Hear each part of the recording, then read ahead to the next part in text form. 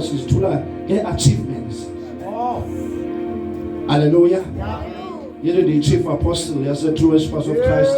Kwenye mina ndaflya ndabheke eLondon, ndaflya ndabheke eFlorida. Sithende zonke ezo zinto. Hallelujah. Glory to Jesus. But ndithanda uJob xa ezithula. In the book of Job, chapter number 1, verse number 1. Payana uthi payana ithi pha. Hallelujah. Xa esazisho ithi wayeyindoda. uJob ethi indoda emoyika uThixo, indoda etshekayo ebubini. Hallelujah. Ukuchazwa icharacter yakhe xa esaziswa, waziswa ngecharacter yakhe. Akakhange tata ufanele naziswe ngezinto anazo ne-achievements zakhe. Hallelujah. But xa esaziswa, verse number 1, waziswa ngecharacter. Ngoba abantu abaninzi ngoku icharacter yikho kodwa into ekhonza i-achievement. Hallelujah. Sithi ivangeli lisekhona kodwa icharacter masingqinelane nevangeli elikhoyo. Hallelujah. Hallelujah. Hallelujah. Anduleke ngoku verse number 2. Athi verse number 2 yaye indoda enenkomo nenkamela nempahla futhi indoda eyaziwayo sisinada kwela sempumalanga. Ngoku na verse number 2 uqalaze nezinto. But verse number 1. Verse number 1 uthethe ngecharacter. uThixo into afuna ilunge icharacter. Singayiba sibe bahle fundisa umbhebhe kodwa icharacter uthi uconcern icharacter yethu. Yebo. Hallelujah. Hallelujah. Hallelujah. Hallelujah. Sikhona achievement. God's achievement sisamweni one character kaThixo. Wayindoda esaziwa famous kodwa character. Kunceda ntoni waziwa by waziwe eSouth Africa kodwa character.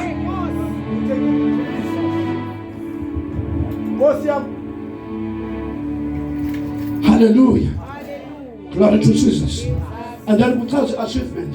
But ndayithanda indlela bekwe ngayo because verse number 1 uchaza yonke nje into eyenziwe nguThixo apha futhi noThixo xa etshela noSathane akaqala uThixo athele ngezinto uJob anazo.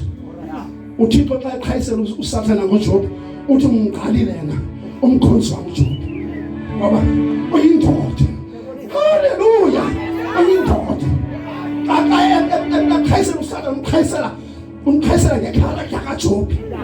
Hallelujah. Sifuna uThixo sisaliphethe ivangeli eBhayi eGqeberha. Sifuna uThixo xa eqhayisa ntokaMbhebhe aqhayisele uSathane ngecharacter yethu. Silapha kule conference. Hallelujah. Uzokushumayela ivangeli elungisa icharacter etshintsha umuntu. Ivangeli eguqula umuntu. Ungathi xa uzithula usiqale ngezindlu esemaBlotha Bay nasemaSummersville kodwa xa usethula sethule ngecharacter. Yebo. Hallelujah. Futhi nani abantu abaninzi nabahlonipha ngezinto. Nidesele nintuntuzele wona uyikeza zinto nazo. Ngoba nawe uzakwakha apha eBhayi uflyile. Suka kuzunto omkhulu. Uflyile nomuntu akana uhlala nje because simoyika ngezinto. Bebe nomuntu engaziwa uThixo.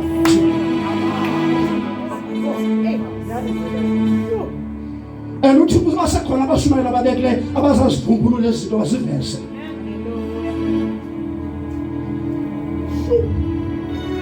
Hallelujah. Hallelujah. Number 2. Glory ukuthi kukulathandazi ulathandazi dalumbosile. Yeah. Ethanda ukuthethwa ngabantu ba xa bebuza abantu ukhonza phi. Hayi ndikhonza eZion, hayi ndikhonza eWesile. Hayi ndikhonza ePostini. Hallelujah. Amen. Glory before bawukhonze Number 1, uqala wamkela uYesu Kristu njengenkosi yakho nomsindisi wakho. Awufeli ukhonze nje because kumele baqala wamkele lo muntu uza kumkhonza. Awukhonzi igama lacawa, ukukhonza igama lacawa, wamkela lo muntu uza kumkhonza. Because ngeke ukhonze umuntu ongakhange umabaka nomamkele. Njalo wavuma ngoba inkosi yakho nomsindisi wakho. Hallelujah. Hallelujah. Siyafuna bazana esigooglisa kasijonge definition ka self. But the definition ka self ithini? Because ingathi kulahleke ukwazi ubana ukuserve, what is serving? Ngoba uyavidwa dikhweza abantu uyabayi ngiyokhonzisa. Ngiyamthanda umfuthu utatesa uthi bathi la ngiyawuqawisa. And realize ukuthi umfuthu utatesa right. Because ukukhonza kukuserve. Ukuserve kukhonza. That is the definition. The correct definition. Yeah. Hallelujah. And then ke ngoku umamele kakuhle. Hallelujah. Hallelujah. And then ke ngoku xa umamkele uYesu Kristu njengenkosi yakho nomsindisi wakho. Hallelujah. You have a reason. Unesizathu somuntu oza kumkhonza. And lo muntu oza kumkhonza lapha kuwe. Umamkele lapha kuphi lapha kuwe. Uyamkhonza, uyamoyika, uyamhlonipha, uyajeka lobi. Ngoba woyika yena akakho kude akakosuli. Ulapha kuwe, uhamba naye, uvuka naye, ulala naye. He's there.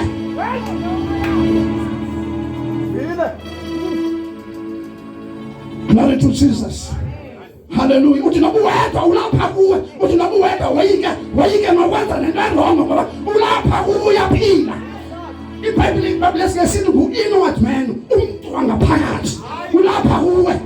Umamkele njengenkosi. Into inkosi ngumuntu onjani? Inkosi ngumuntu oquluka kuye. Omkhonzayo. Osisiqhaka kuye.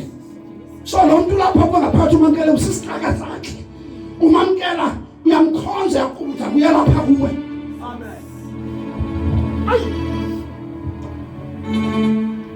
Jesus. Hallelujah. Hallelujah. Hallelujah. And then when we realize that umfundisi lo Yesu Kristu simamkele kumele simkhonze. And mfundisi uBhebe nothi ngokwesizini njengoba usitsho. Because umuntu lapha kwakwazi umkhonza ba. Hallelujah. Hayi ukukabe nexesha ngabikho usola kekho. The book of John chapter 14 uthi Yesu Kristu eshabafundi ba uthi ndikunisiya nodwa. Ndiyakunisiya nomthetheleli ongumoya wenyaniso oyakuhlala nani ngona phakathi. Hallelujah. Glory to Jesus. Hallelujah. Hallelujah. Hallelujah. So lo Yesu simkhonzayo simamkele ulapha kuthi uphila phakuthi mfundisi. Masuku osecaweni ukholwe ukuthi awungekho ecaweni ungakholwa. Ngoba kunabantu awungena ecaweni ungena naye naxa uphuma naye. Uhamba naxa uphangela naye. Sikwazi izimanga xa usemsebenzini ubekade ngoku wahlukene naye. Kumele xa uphangela naye. Xa ubuya naye. Xa ubheka ekhaya ubuya naye. Ulapha kuwe uyaphila uYesu. Stop breaking. December, there's no break. Kubana bamamkeleyo.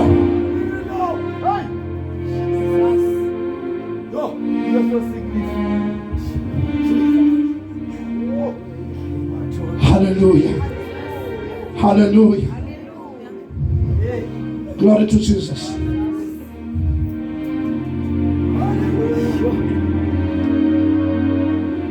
Glory to God.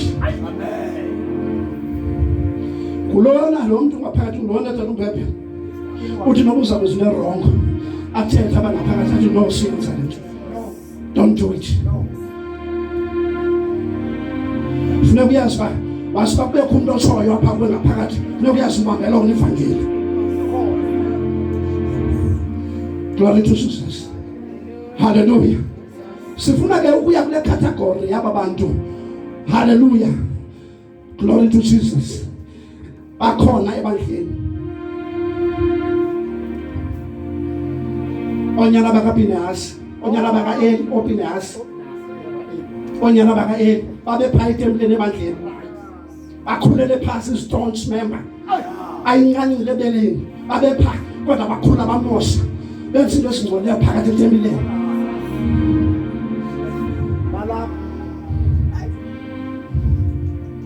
Sine category njalo emosha levangeli.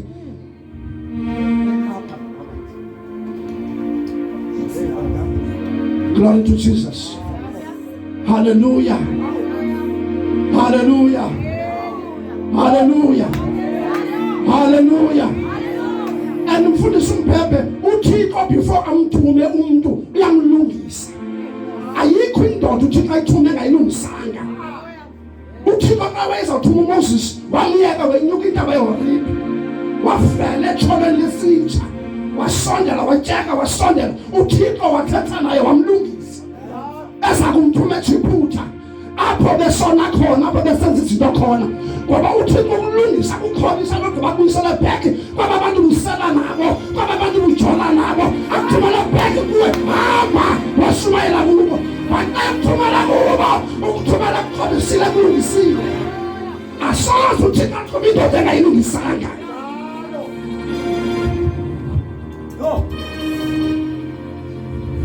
Ngoku sikukho kwenda siqalile ngoku. Ikhonde siqalile ngoku mfundisi. Problem. Bakhona abantu abari yabona le category reduce evangeli. Ikhona le category reduce okanye decrease whatever levangeli.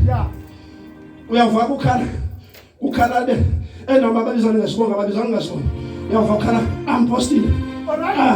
Don't we are reduce and uyayazi lo muntu athi impostile uyakangompostile.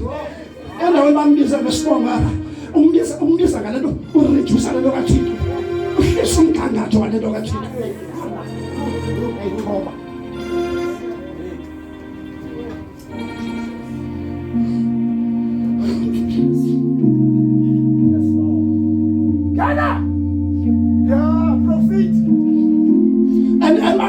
Uyafika umuntu ehlekela umuntu ompostile esazi basangagcotshwa kangumpostile ngoba umpostile ngumthunywa.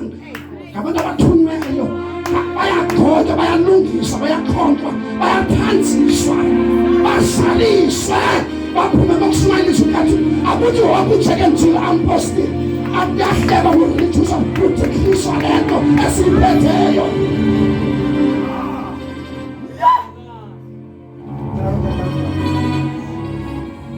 Not in our name.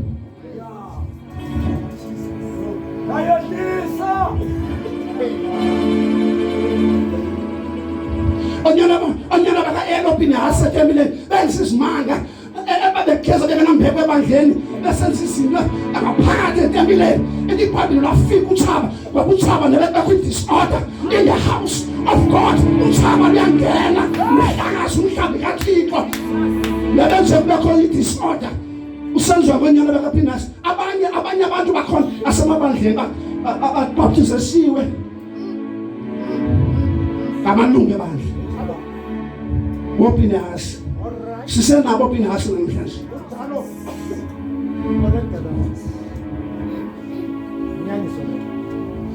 Bayazithiya amagama hayi ngompostile.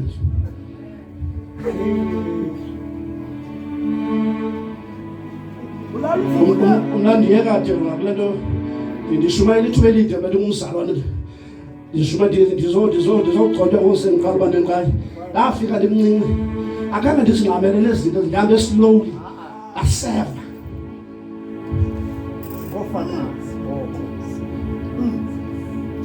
because ivangeli landithola ndithe sa kwindawo ekuthiwa 7 Fountain ngaserhini ngixila. Hallelujah. Ndisenza izinto engamasizwe akazivaliswa today landithola ivangeli kaNkulunkulu. Hallelujah. Wandihlamba uThixo wandenza nanesidima nayindoda ndandinomakoti ndinomntana kodwa ndike saphandle. Hallelujah. Glory to Jesus. Ebusuku inkosikazi khona kulali yabe yondikhangela andibuyanga emafukufukwini ihambe lenkosikazi ngizokhangela ibuye nami lila ingibambe ngezandla uThixo waniphatha apho uThixo wanhlamba uThixo wangenza umntwana wakhe haleluya umena phela servant Lilo oh Jesus Glory to Jesus ngo-1992 ukuze ndiye kusela ukholonye umama wanthuka sisela sisenhlombeni ngingele kwinto zamakhosi hlala nathukwa nomama engu-Antoine wathi lo mama xa inthuka wathi phu xa inthuka yabona loo nto yandenza azabe naphinde naye yaphinde nabheka etshwaleni yabona into ekuthiwa phu into engekaveli yaqonda yeyi inoba ndimkile amfaka 1993 ngayeka yonke into ngabheka enkozweni nakhonza uThixo ngoba ndoyike lagama sasithuka benthuke ngaso ngisiphakathi etshwaleni Lilo Jesus ngokuke ndilibambile mna ndibambe lona ndisashumayela lona bazalwane andizoshumayela i-prosperity kula conference ndisaye ezwini but xa ngiyezwe nazoshumayela prosperity uthini undithula kwi-character zabantu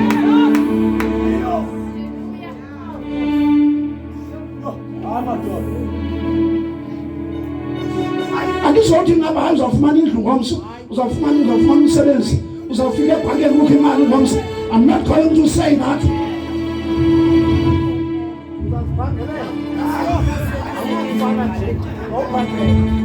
and bayathanda abantu bashwala i-prosperity ukhumisa isingesi esintswabantswaba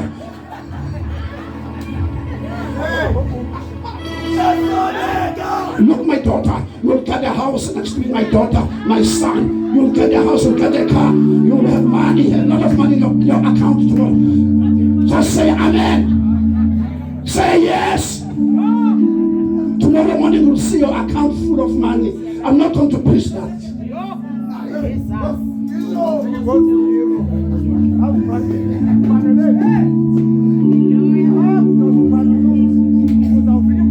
Because that tata could tell again. No.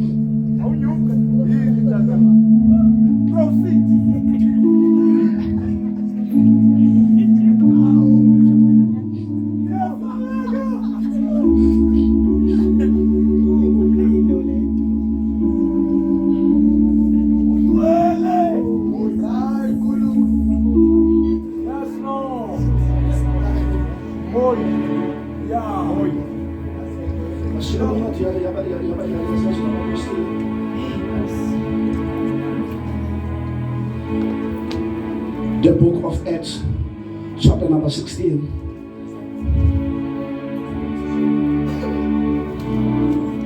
Oh, my God. Shalom. Oh, la payana, la payana, la payana.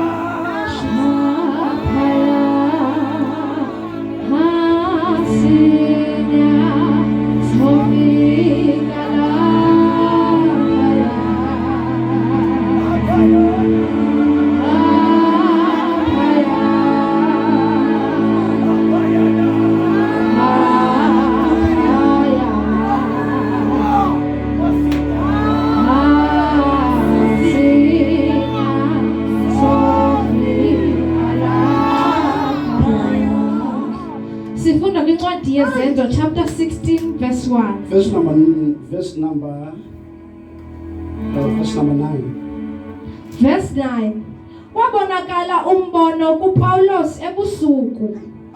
Kwamandoda ithile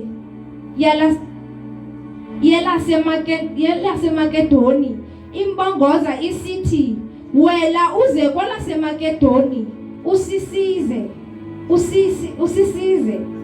usisize. Ke kaloku akuboni umbono lowo safuna thina kwa oko ukuphuma siye kwelaseMakedoni sigqibe kwelithi inkosi isibizele ukuba sibashumayeze indaba ezilungileyo sindulukile ngoko ngomkhombe eTrowa sathi gqo ukuya osamotraki sathi ngengomso seza eNeapoli. Ukusuka apho seza eFilipi, owona mzi wokuqala wecala elo lileseMakedoni, uyikoloni. Salibala ke kulo umzi imihla ethile. Sathi ngomhla weSabatha saphuma saya ngaphandle komzi ngasemlanjeni apho umthandazo ubuza kwenziwa khona. Sahlala phansi samane sithetha kubafazi ababethulelene khona. Kwaye kwaphulaphula intokazi ethile egama linguLidiya, umthengisi wengubo ezibomvu womzi weTiyatira, emhlonelayo uThixo. Enhliziyo yayivulayo inkosi ukuba izinyamekele izinto ezazithethwa nguPawulos. Ke kaloku yakuba ibhaptizwe nendlu yayo, yasibongoza isithi, ukuba nithi ndikholiwe enkosini, ngenani endlwini yam nihlale. Yasizama. Ke kaloku kwathi kwakubona ukuba siyaya endaweni yokuthandaza, sahlangatyezwa sisixakazana esithile, sinomoya wemilozi, sona besizuzisa iinkosi zazo inzuzo enkulu ngokuvumisa. Sona eso sithenembede noPawulos nathi, samana sidanduluka sisithi, aba bantu bangabakhosi bakaThixo osenyangweni, bona basazisayo indlela yosindiso. Heavenly Father, we praise in the mighty name of Jesus. Baba listen nakho Thixo wempilo namandla njengexhele umhlaba uthembile. Lihlaba uNkulunkulu lahlule. uNkulunkulu namandla sozawuthetha Nkosi silungise uNkulunkulu inhliziyo zethu. Silibambe silivise lakho in Jesus name. Amen. Apha bangcwele siva uPaul apha efikelwa ngumbono, vision. Hallelujah. Glory to Jesus. But before ndingene apho, ndifuna ke ndimlande emva uPawulos, because ubangaba lasikwazi asicacise kahle lento. Baninzi mfuthu umbebe abantu abangena bengxamile evangelini. Bakwazi ivesi ezibini ezintathu bangxame bafuna ukukhwaza, bashumayele bangayijongi indlela uThixo asebenza ngayo emntwini. Because abantu nabasibakwazi ivesi ezibini babona ngomuntu sesithi hayi ndiyoma phangu ndiyoshumayele ngabizwanga. Hallelujah. Ngoku kufuneka siyicacise kakuhle xa ithuba lifumaneka. So basiyayijonga kakuhle indima kaPawulos before basingene kule visi lifundwa. uPawulos phayana ebengumtshutshisi ebengazani naThixo.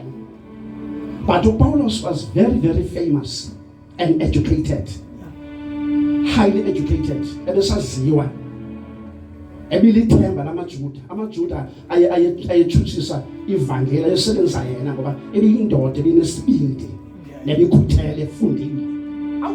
Ebenezinto zonke ezidinga umuntu ongasetyenziswa. Hallelujah. Amen. Glory to Jesus. So iBhayibhile phaya, to cut the story short, xa efika eDamasco ehamba etshutshisa amaKristu bebanjwa bevalelwe eJerusalem, iBhayibhile esendleleni ebheke eDamasco, uThixo iBhayibhile wabanikelwa ngenxa zonke lokhanyiso oluvela ezulwini. Amen. Hallelujah. uThixo phaya iBhayibhile wawa phansi wevizwi elivela ezulwini lethetha kunye naye. Hallelujah. It goes back to God when he tells this umuntu before uThixo amsebenzisa umuntu uThixo uqala uyamqoqa, uThixo uyamlungisa. Indoda engakhange iseve noseva neyiphina inkonzo iseve phansi komfundisi incane ifuna yokushumayela kodwa khange iseve. But uPawulos iBhayibhile uThixo wathetha esithi Paul Saule unditshuthiselani. And then uSaule xa ephendula uthi Nkosi, uthi mandenze ntoni na Nkosi? Uthi ngubani na Nkosi? uthi uYesu Kristu ndingulo ungitshuthisayo uthi ndikwenzele ntoni inkosi haleluya bantu ayithanda iBhayibhile phayana iBhayibhile phayana ithi iBhayibhile phayana waphakanyiswa bahamba ngokomyalelo kaYesu Kristu walihamba ngestrato state haleluya glory to Jesus bamphakamisa abahamba nabo ngoba iBhayibhile wayengaboni for 3 days zangathe for 3 days amen and then kwantsho naye kwehlwa naye xa esihla haleluya haleluya wanombono walendoda yakuyo engekafiki glory to Jesus haleluya babe hamba nje uPaulos esihla ebheka uAnaniya unombono kaAnaniya engekamboni uchilwa nguThixo kuye noAnaniya ngapha ya unombono abonsa nguThixo ngalendoda iseza ingekafiki into zikaThixo zinjalo ayina shortcut into kaThixo haleluya xa efika pha woyika uAnaniya xa ebona lo lendoda because uyazi ngezimanga uyazi ngokukhohlakala uyazi ngokubetha uyazi ngezinto ezimbi glory to uYesu Kristu xa ethetha noAnaniya uthi kuAnaniya Ananiya sumoyika lo muntu lo ndimtshintshile usisitya sami esitsha sendaba zami ezilungileyo because umuntu uyatshintshwa abazalwane uyatshintshwa umuntu before athunywe nguThixo uyalungiswa ivangeli iyamqoqa umuntu imlungise before aphume uyingozi ukuphuma ungalungiswanga ungaqoqwanga ungesiso isitya esilungiswayo nguThixo hallelujah hallelujah glory to Jesus hallelujah iBhayibhile wenza uAnaniya kuPawulu njengoba uThixo bethethe ngakho hallelujah wamthandazela yavuthuluka inkwethu eyayivala amehlo wakhe walungiswa nguThixo wenziwa nguThixo umuntu akazenzi bazalwane umuntu uyenziwa iBhayibhile the book of Exodus uthi ungazenzeli umfanekiso oqingqiweyo noba ngayiphi into emilise phansi emhlabeni naphezulu naphansi komhlaba uthi usungazikhonzi ezo zinto ungazenzeli linda ukwenziwa nguThixo hlale ebandleni uthobele inkokheli yakho umamele ilizwi likaThixo ilizwi likaThixo lilo lizawungena likulungise likwakhe ilizwi likaThixo likwenze uyenziwe umuntu bazalwane hlala ebandleni wenziwe uthi ungqinwe ngabaprofeti nangamadoda amakhulu akubona usisitya esumele kuphatha indaba ezilungileyo zikaThixo zizinto zimbini into ezenzekayo is either unomoya kaThixo okanye une spirit of sin. There are two things. Akhona abashumayela bene spirit of sin eshumayela nje umuntu ubona naxa eEmsa umuntu ibhukweni unesikhuma uyabona noEmso olo Sathana uyazithengisa ebandleni because uEmsa ngespirit of sin ngoba uyalungiswa ufakwe because iBhayibhile emveni kwaba ethandazelwe yavuthuluka inkwethu iBhayibhile wahlelwa ngumoya kaThixo wagcwaliswa waphuma and the power of courage and boldness washumayela ilizwi likaThixo ilizwe lonke uPawulos washumayela eGalati washumayela eFilipi washumayela eEfese washumayela eRoma washumayela endaweni zonke hey baba kasilungisiwe wagcwaliswa nguThixo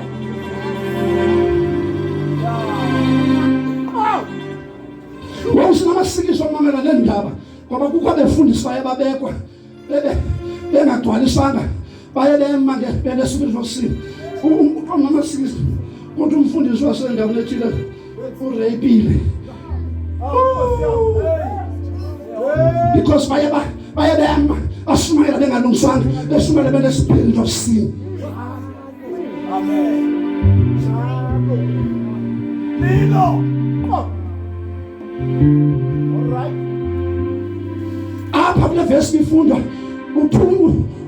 ufika umbono haleluya ethula ngendoda yaseMakedoniya haleluya ifika embonweni kuPawulos ithi yisa Pawuli yisa usisize ngoba izinto zashonakala eMakedoniya kwakuthengeka indoda efana noPawulos, indoda enesibindi, indoda boldness anoyiki nokwayikiswa eshumayela ivangeli elitshintsha umuntu, indoda egcwalisiweyo, indoda elungiswayo nguThixo.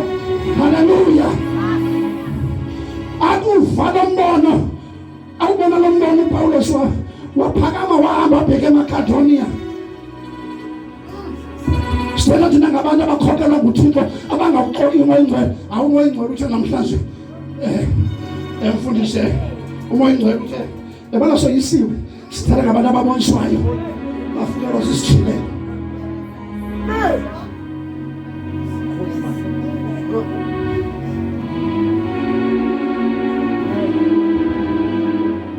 Bafikelwa sisithile.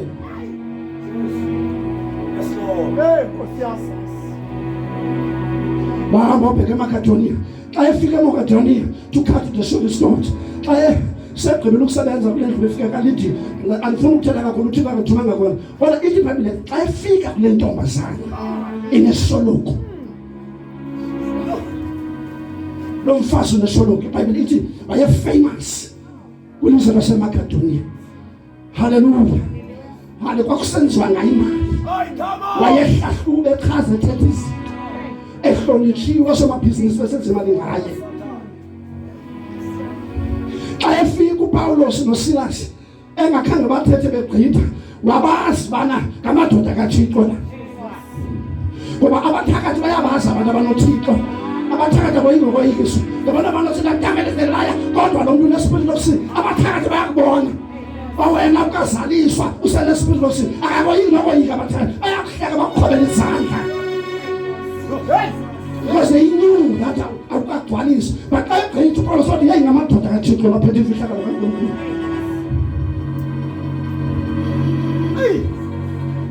Haleluya. Akazange abheke eMozambique naseNigeria ayofuna amayeza. Haleluya. Amandla. But iBhayibhile ayigcwalisa uhamba ngamandla kaThixo. Yado. Yeah.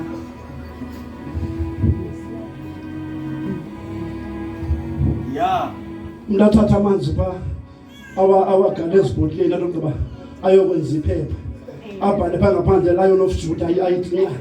Alokuba bathi 600 lebhotile bekwayisela uzawuphila. Abantu baseBhayi babe likhozi lapha uyothenga lamanzi. Ayi 5 rand, 5 liter. Wa Shoprite ayothenga la bottle nge 600. Kwaba uthenzisiwe lixoki bawuzaphila. Lo mfazi wayengumuntu onjalo ehlonitshiwe ba. Ethengisana neoil nezo oil nazo zibhalwe ufakwa la phepha Lion of Judah.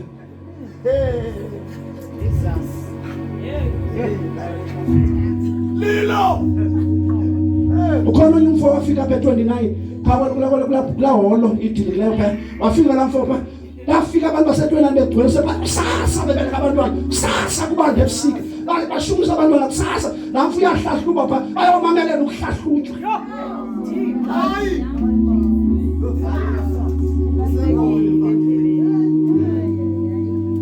Ngoba abantu bayakuthanda ukuchazwa behleze abantu banekhala loba ngabayafa behleze bafuna ukuvunyisela.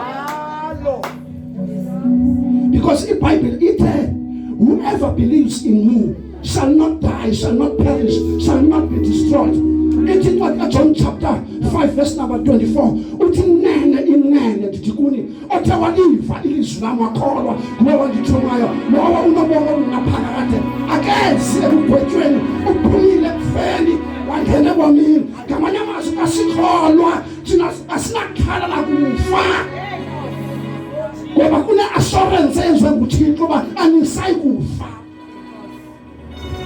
anisayi kutshabalala. Ngoba siyafuka izigulo zifika zibhabhe zidlule. Xa la mazwi athethwa nguDavid athi noba ndihambe emfuleni wethunzi lokufa athi andiyikoyi kakubi ngoba xa zifika siyayazi uba sizawudlula. Yes, Lord. Lasinceda ivangeli senza selesini Sana sina ngexesha le-COVID. Ndandilibala noyifaka mna imaski ngexesha le-COVID. Bendithi ijeke ndiyibeka besilevini. Zange ndifunyanwe i-COVID. Ndingelo nawo kanti kwahlaba. Abantu base-Eastern Cape bayoyika ukugula. More especially eBhayi. Beko kwavaba ungathi umuntu ongathi uyachaza phakathi la khona. Kwagcwala pha bafuna ukuchaza. Because iBhayibhile ithi iBhayibhile xa wamkela uYesu Kristu njengenkosi nomsindisi uba inkosi yakho elapha kuwe oyikhonzayo naye aphila pha kuwe eyinkosi ungamandla empilweni yakho and lo Yesu Kristu mamkele la Yesu woyisa ukufa eCalvary wakoyisa nasengcwabeni uye lo mamkeleyo unamandla ngaphezulu kokufa. iBhayibhile the book of Genesis ithi thina sanika ubukhosi phezu kwezinto zonke. Sanika ubungangamela nobukhosi bekungamelanga bakanti sisanxiba intambo zebhokhwe simane hey sinxiba intambo zebhokhwe simane sithi bazo hey sinxiba intambo zebhokhwe ngoba simela baphakamisa uYesu simela uEzra. iBhayibhile the book of Ezra chapter number 8 uEzra wahamba noThixo wakhe naqala kufika uThaba wahlala wazila wathandaza uThixo wakhe nabajona ohamba nawo uThixo wabanqoba insimbi ephambi kwabo.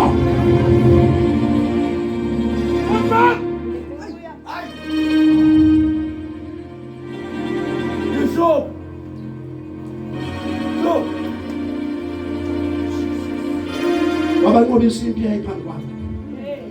Glory to Jesus. iBhayibhile ke xa sibuyela back apha elizweni iBhayibhile apha lo mfazi wayenza le ihlandlo uPawulos la emane egqitha loSilas wasenaba namadoda ahamba noThixo ophilayo emane senza le nto lo mfazi. iBhayibhile one day uPawulos wathi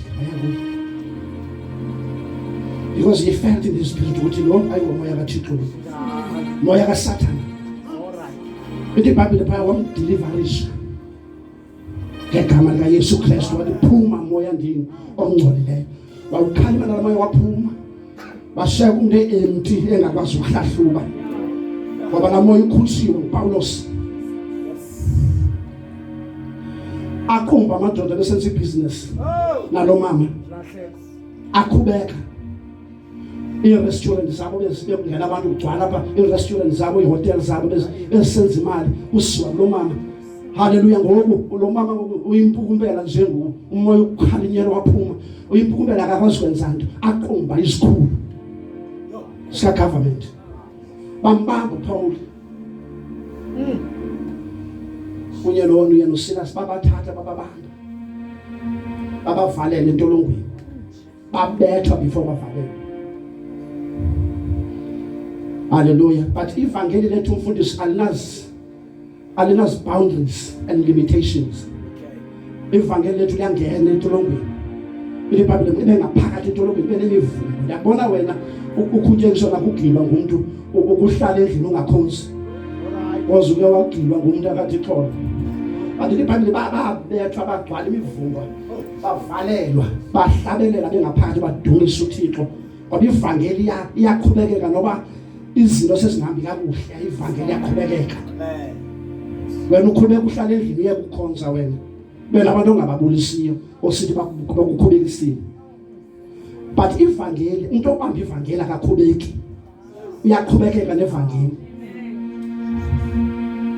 Desikele lo mfundisi wakho ungambulisa ucime nenamba zakho umblock umfundisi wakho.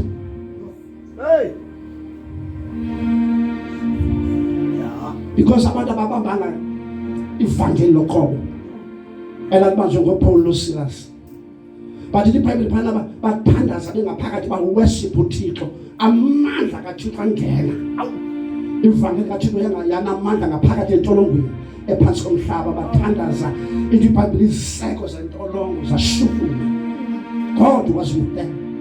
Wabuthixo akakushiyi ngenxa bana uhluphekile ngenxa bungenanto uThixo akakushi uThixo akajonga imeko yakho ukuzale nawe uThixo uyamkela ngabantu abanemali uyamkela ngabantu abahluphekayo uyamkela ngabantu abafundayo uyamkela ngabantu abangafundanga ivangeli yaqhubekeka noba unezinto noba unazinto God is always God. Yes, Lord. Hallelujah. Bathandaza pha bathandaza iziseko zentolongo zazashukuma aqhawuka amathena bavuleka amacala avuleka amadoda ayegade leminyango iprison warders. Hallelujah zalala because icebo lakhe ngeke livinjwe. Jesus. Glory to Jesus. Hallelujah. Hallelujah. Hallelujah. Hallelujah. Glory to Jesus. Ndifuna xa ndizakuhla ndifuna ukukhonzela uThixo wakho lapha kuwe. Umoyiki wethu sendlini umoyiki. Woyike nokuthukisela, woyika ulapha kuwe. Woyika nokuthetha kakubi ngoba ulapha kuwe. Akakho caweni, akakho sakhiweni, akakho kumfundisi wakho. Ukuwe umfundisi naye uyakhonza, uhleli noThixo naye.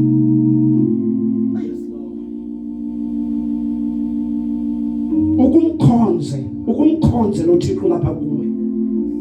Useve noThixo lapha kuwe faithfully. With courage and boldness. Ngokukhuthala nangesibindi. Yes, Lord. Amadoda kaThixo, amadoda kaThixo makangasokoli. Phithiselani bazalwane ebandleni. Hallelujah. Glory to Jesus. iBhayibheli avuleka amacango. Hallelujah. Xa bekusisa uPawulos bahlala ngokuvulekile bahlabela badumisa. Umhlabelo wabo iBhayibheli waviwa nangamabanjwa. Ukubona la uhlabele loviwe. Setha thina ke worship. Hayi. Ayawusindo ngaseJericho. Sadilika. That is worship. Worship team. Ubesemudini ungafuna ukuhlabela ke xa usemudini uxakele na usemudini. Lento yokukhonza uThixo ayikho optional. Into yokuseva uThixo ayikho optional. Akumkhonza uThixo ngeterms zakho.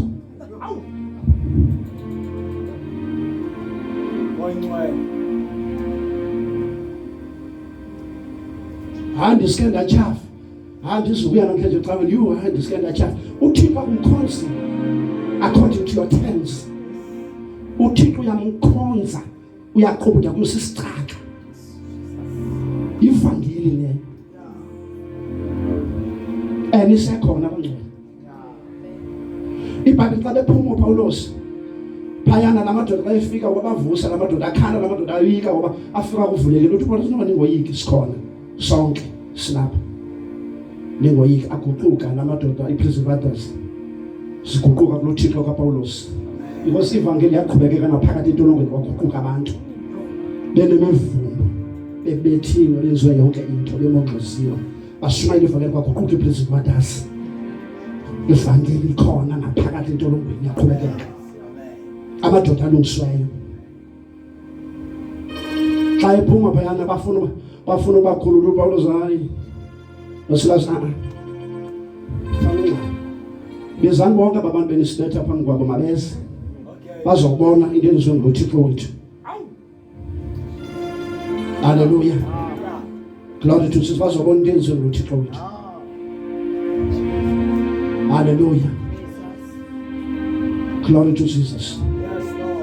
Hallelujah. Bathi masilinde bese mina. Salungqa masilinde bese mina. Ukwenza ukuthi izobona lemisebenzi ngabantu emini la ngahlaba umhlaba. Balinda. Hallelujah. Glory to Jesus. Hallelujah. Hallelujah. Hallelujah. Lisekhona ivangeli.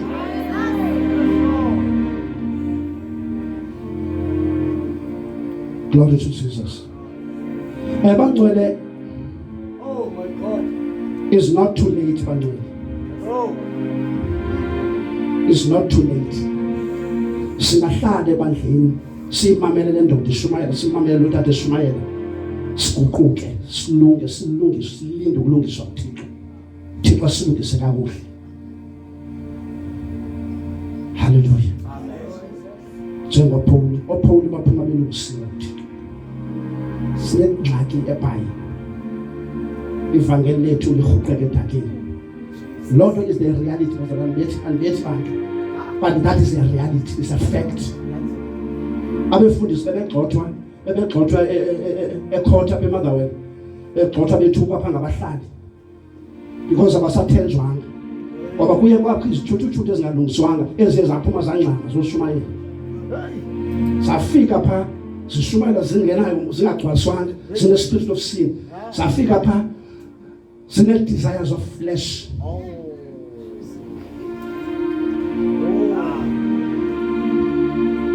Moya we last.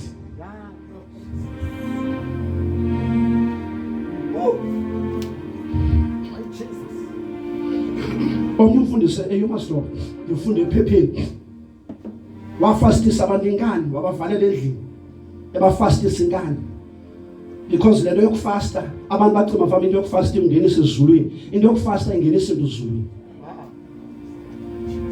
Ungafasta but usucima mfama ukufasta kuzawungenisa ezulwini.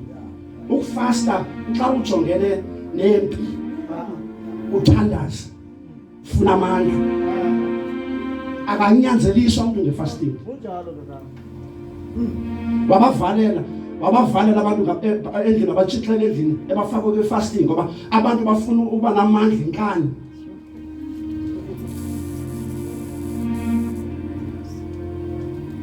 Glory to Jesus. Xa kufika pha abantu bayaphela bayagula xa kwabiza iambulance abanye babhubhele endleleni. Davanda wabanjwa banzelwa into okufuna ukuclaim amandla inkani. Bengalungiswanga bagcwaliswa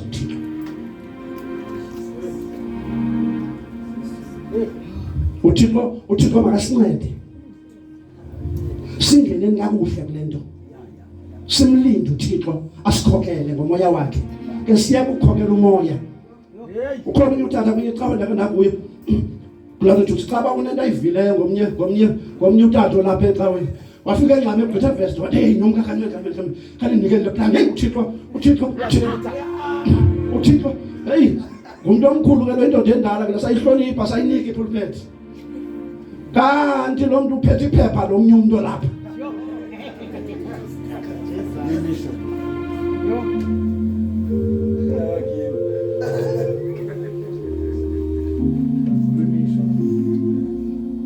Yabona basinongena kakuhle lento ngeke moshakale lento. Because ivangeli lethu livangeli liphilile. Linamandla, libancedile. Abantwana bakaThixo bangene kakuhle kulo. Hallelujah. Hallelujah. Yabona lo tata lo. Dadibana eChristu Street as lo tata uThixo ethetha naye. Sadibana sathetha bathi hey uThixo uyathetha kodwa nje uyika. Watsho kume eChristu Street as efuna ukuthengisa wena. Sithi hey uThixo uyathetha bawunyuka kodwa nje uyika. Sidibana pha Main Street. Esoyika uThixo ethetha kwaxoza uThixo sisebenza uyoyika because into kaThixo kufuneka uyoyika. Uthi iBhayibheli indoda etsekayo ubini, indoda emoyikayo uThixo. Nanku uthe wofika 12 washumayela ivangeli. Is a well-known man of God ephethe yona e-12. Yeah. All right. Glory to Jesus. Hallelujah.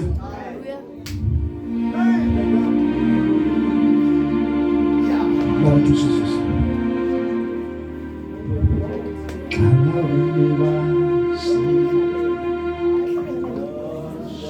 Angose wezulu